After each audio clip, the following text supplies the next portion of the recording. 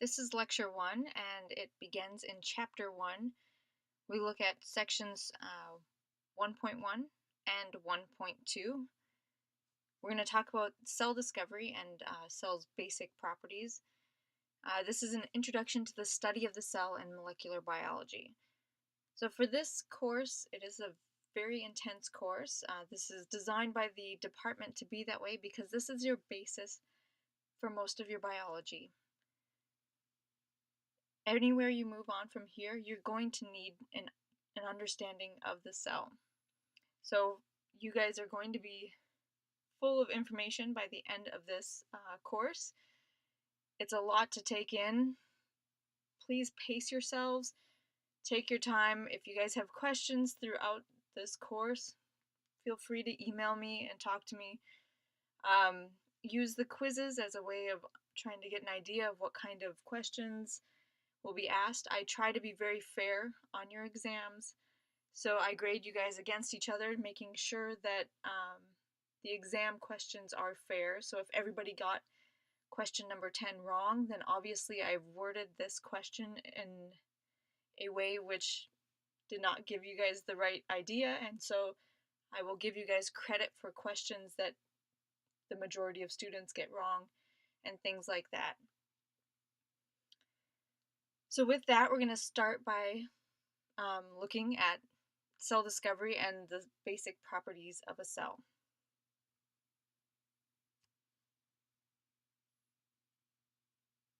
So we'll start with the introduction to chapter 1, and then we're looking at sections 1.1 again and 1.2. And then we'll have a brief overview of what we just covered, and then I will show you some keywords and terms that are going to be important for you guys to know and understand for the future.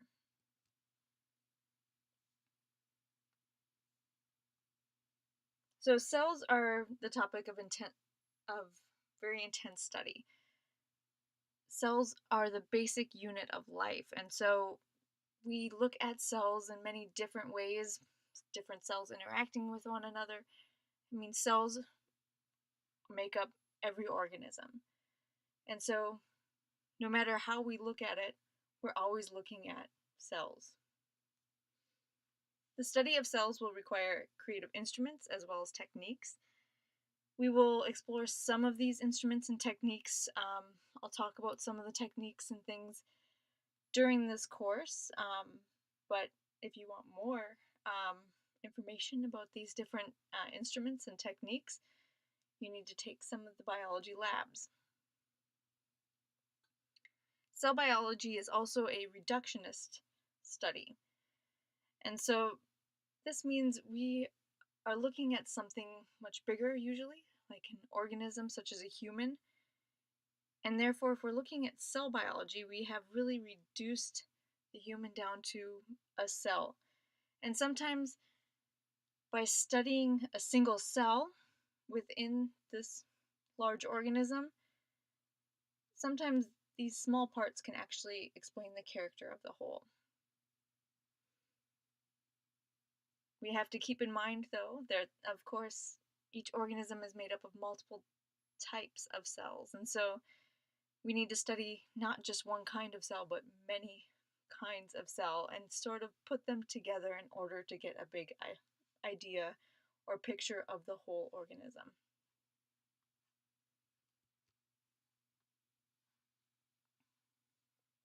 So for section 1.1, this is the discovery of cells.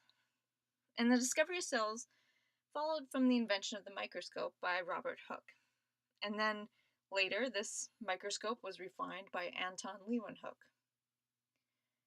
So here, Hooke has a double lens microscope, and Leeuwenhoek has a single lens microscope here.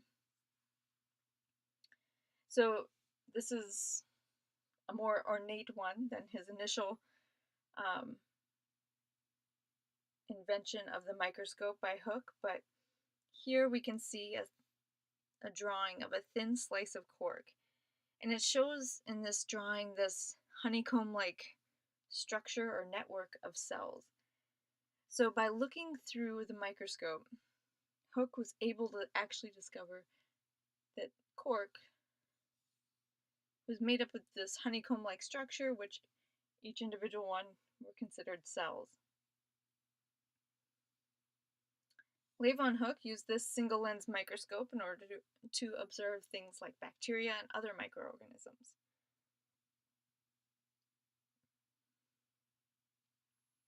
Following the discovery of cells, there was a cell theory that was articulated in the mid-1800s by Schleiden, Schwann, and Virchow.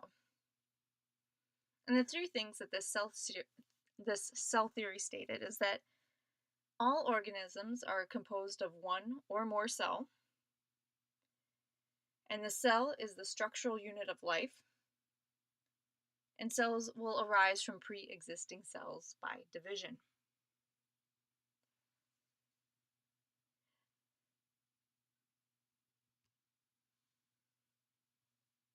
So as we move on to section 1.2, we're going to talk about the basic properties of cells. And so following from this cell theory, we know that life is the most basic property of a cell. So cells have life. They can grow and they reproduce. We're able to do this within culture for extended periods of time. So when we say we do this in culture, this means that it's not within our body. We culture them artificially in the laboratories. So these cells that we see here are called HeLa cells. They are cultured tumor cells, and they were isolated from a cancer patient. Her name was Henrietta Lacks, so HeLa. And this was done by George Gay in 1951. These were the very first cells that scientists were able to culture for an extended period of time. And in fact, these HeLa cells are still in use today. We still use them and study them as sort of a basic cell and looking at the basic properties of a cell. Unlike a normal cell, which is in our body, we have a finite lifetime of our cells. Our cells begin to die. In culture, these ones have grown over and over and over again. They've divided because they're cancer cells, and so they've been mutated in such a way that they are no longer normal and don't have a finite lifespan.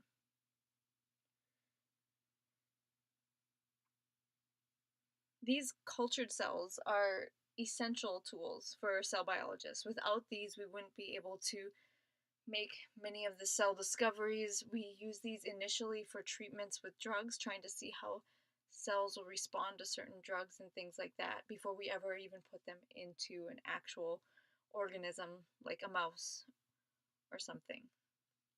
So cell culture is very important not only for understanding how cells are working on the very basic level, but also using it as a reductionist view to understand what's happening in the body as a whole.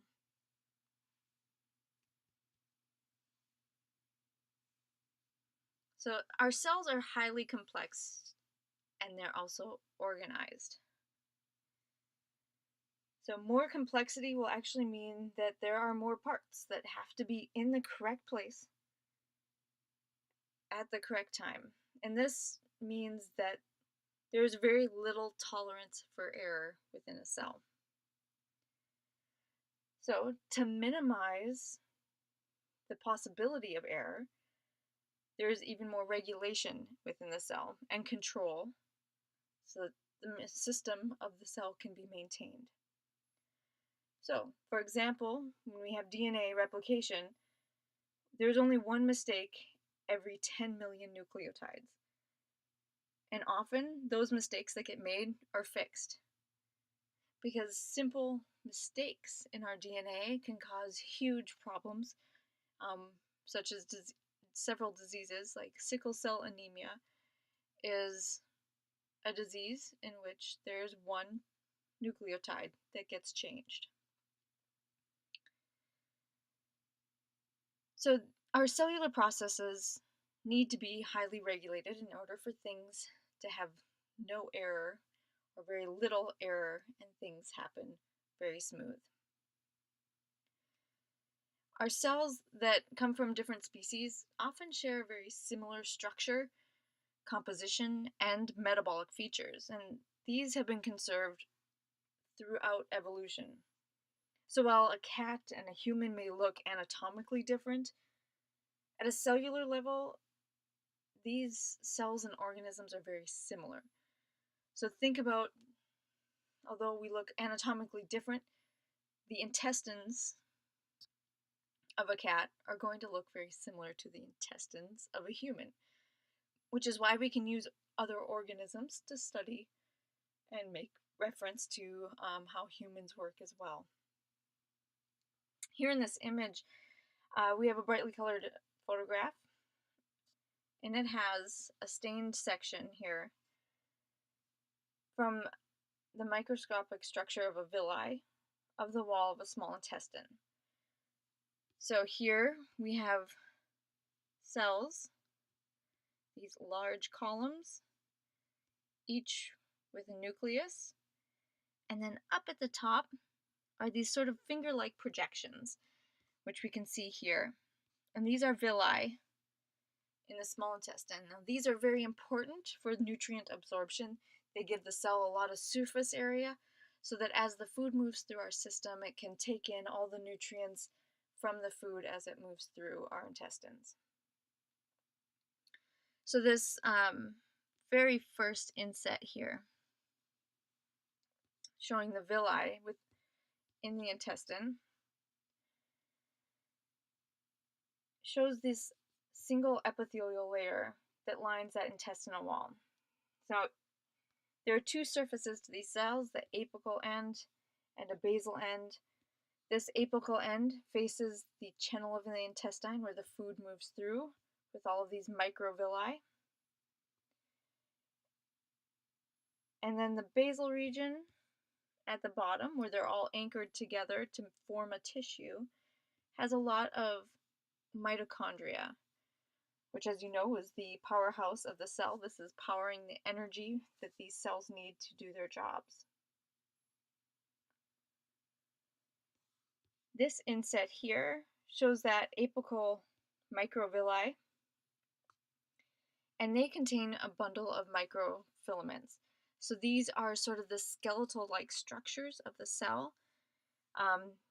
They have different proteins that come together to make this structure that works sort of like an arm with a skeleton on the inside of it.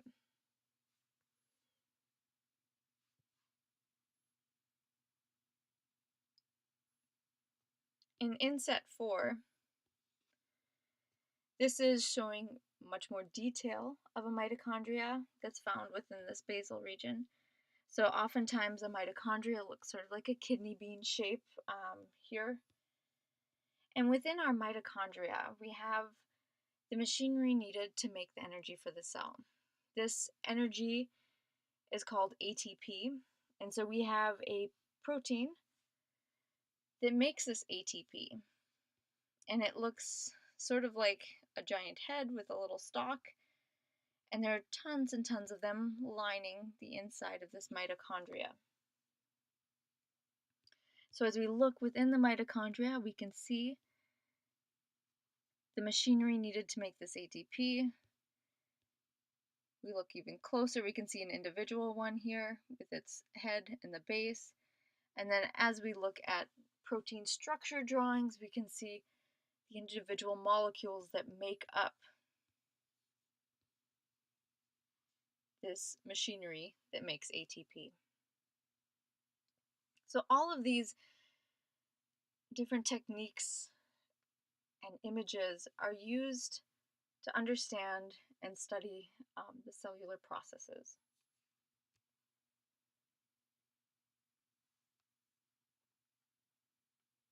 Now, cells also possess a genetic program.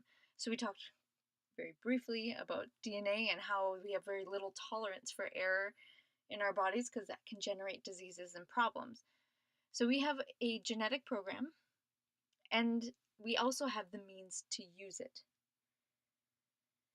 So all the genes that are within the cell encode information needed to build each cell and in fact the entire organism.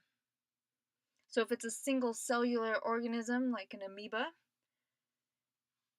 the genes that are there within that amoeba, they have everything needed in its little package in order to make a brand new amoeba. In every single one of our cells, regardless of which cell you take, whether it's a heart cell, a lung cell, a brain cell, a skin cell, it has all of that genetic information needed in order to build an entire human being again.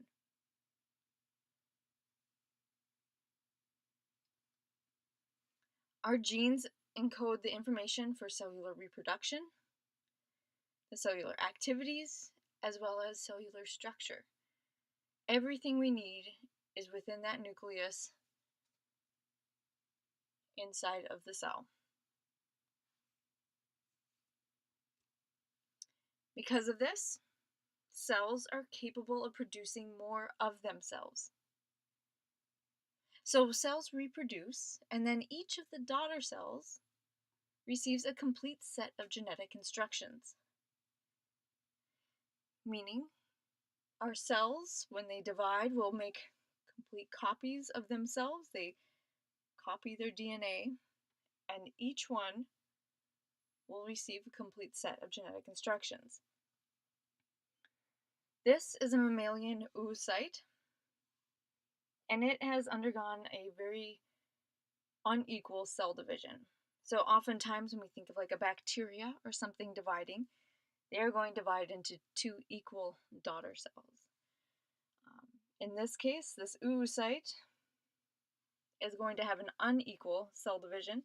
So we have a large cell here with nuclear information and a smaller cell here also with nuclear material in there. It's stained in blue in both cells. They both contain a complete set of genetic instructions.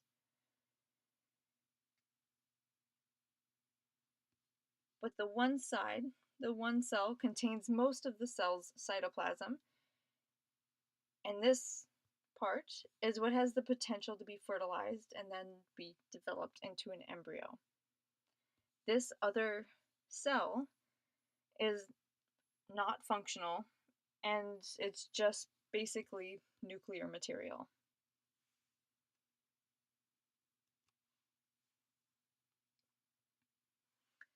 Cells also have the ability to acquire and utilize energy. So for plant cells, photosynthesis will often provide the fuel needed for them alone to survive and have energy. But when we think about it, photosynthesis provides fuel for all living organisms. So whether we are a complete vegetarian and we only eat plants, the photosynthesis goes to the plants to drive growth of the plants. We eat the plants and survive. Even if you're a complete carnivore and you don't eat any vegetables at all, we are dependent on photosynthesis because the animals that we are eating are also eating plants. The plants need photosynthesis to grow. Therefore, photosynthesis is providing that fuel for all living organisms. Our animal cells, as I said, derive energy from the products of photosynthesis, and this is typically in the form of glucose. Our cells have the ability to convert that glucose into ATP, which I mentioned before. This is a substance that our cells use readily for quick energy. This isn't an energy source that is stored. This is something like where you have cash on hand in your pocket and you can spend it right away. But if it sits in there too long, it goes, you cannot store it. It isn't there for storage. You need to use it immediately.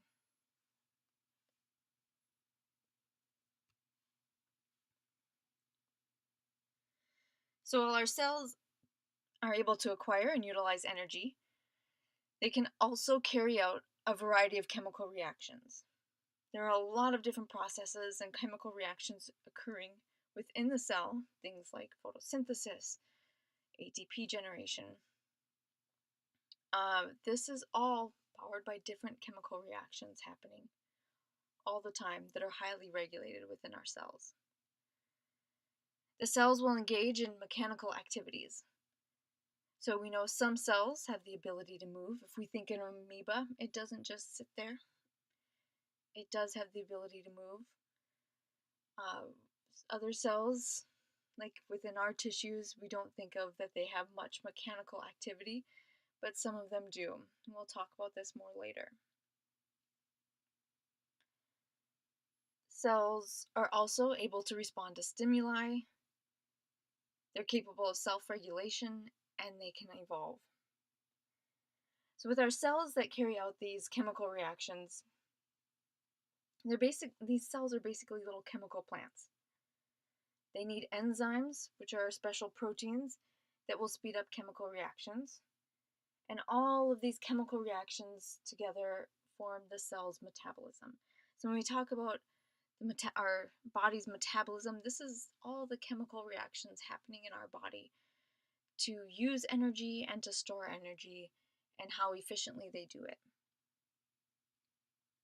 For the cells engaging in the mechanical activities, some cells can move from one location to another. So it's easy for us to think about a little bit with bacteria. They're able to invade from cell to cell. We don't really think about our intestinal cells moving so much, but they do have some mechanical activities, and we do have cells within our body that are able to move from one spot to another. They also have the ability to transport materials within the cell themselves. So think about those large columns of cells in the intestine. We need to get that energy from the bottom or basal side of the cell to the top. So we have to move different things from one part of the cell to the other.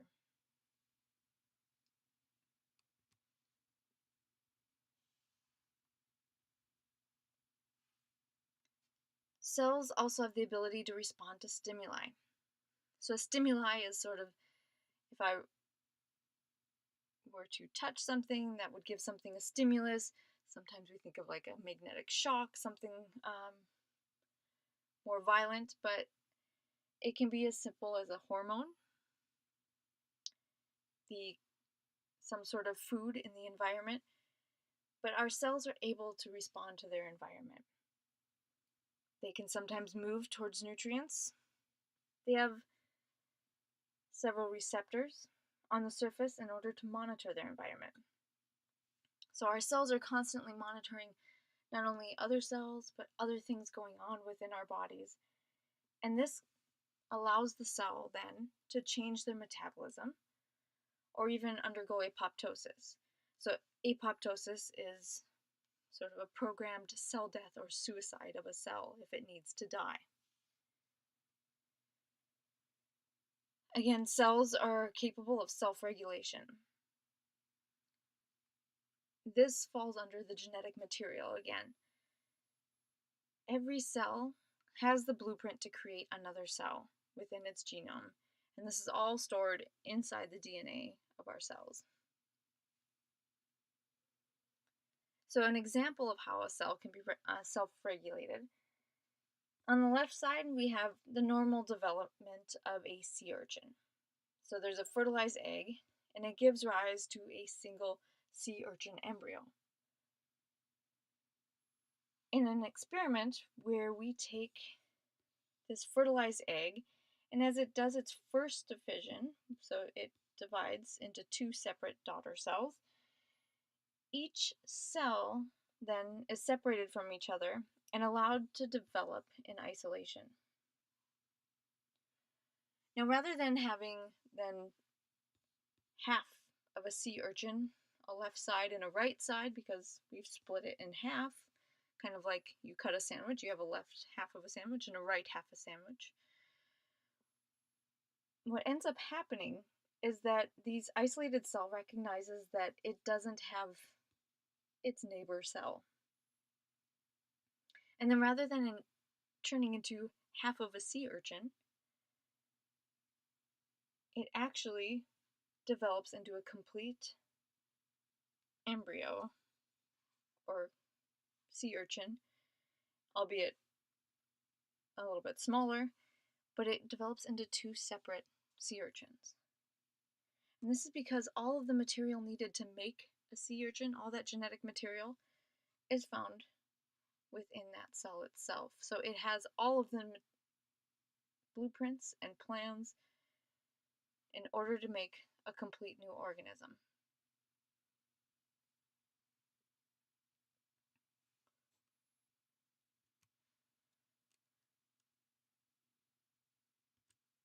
And the last one is that cells are able to evolve. So our cells, as we can see, are sensing their environment.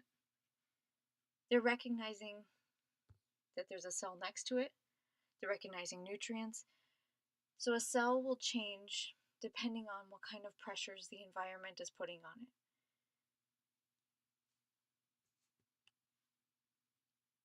So for the basic property of cells, we've talked about that cells are highly complex and organized. They possess a genetic program as well as the means to use it.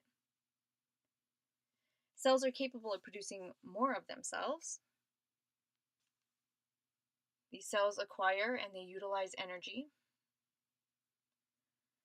Cells carry out chemical reactions, and they can engage in mechanical activities. Cells respond to stimuli, and they're capable of self-regulation, and the last is that they also evolve. So when we think about this as a big picture, that, as we said, that cells acquire and utilize energy, this means that the light from the sun is a source of energy that supports life on Earth. Photosynthesis will convert light into energy, and then our animal cells receive this energy in the form of glucose.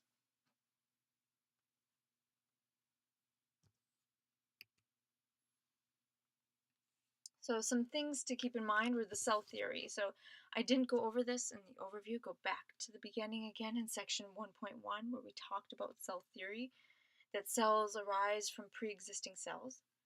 They don't come from out of nowhere. We have a cell that divides and creates a new cell.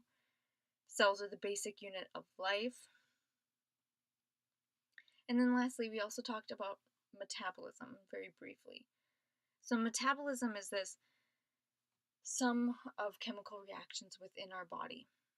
So we have chemical reactions happening to create energy as well as to use it. And this sum of all these reactions are the cell's metabolism. With this concludes the first lecture for the fundamentals of cell biology. I will be posting the second lecture hopefully within a day or two. If you have any trouble viewing this or hearing any of the audio, please let me know if there's any trouble with any of the PowerPoints.